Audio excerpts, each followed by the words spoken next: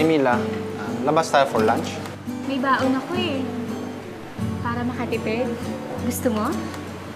Sige ba?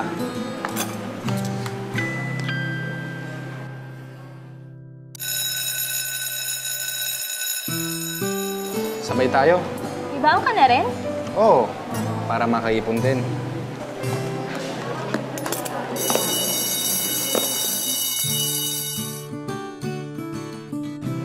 Mila, naglalakad ka lang pa, uwi? Madalas. Bukod sa nakaipon ako, exercise pa. Tara, sabayan na kita para makaipon din ako.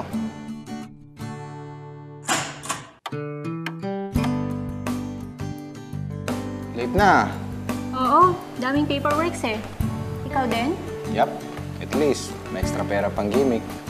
Naku, yung extra income, save mo na lang.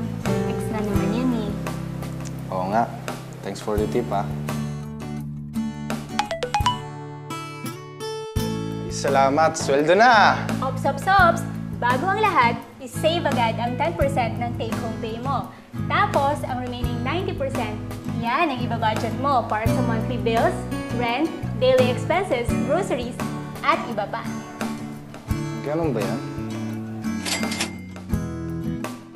At pag namimili, use cash instead of cards para mas kontrolado mong spending.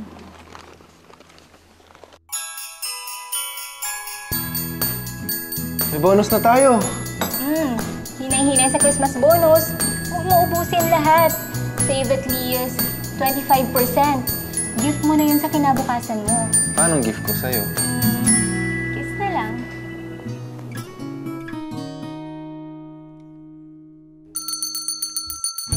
Babe, ang laki na nang nasave ko sa bangko. Ikaw? Wala ako na save eh. Ha? Ano? Kasi bumili ako ng engagement ring. Will you marry me?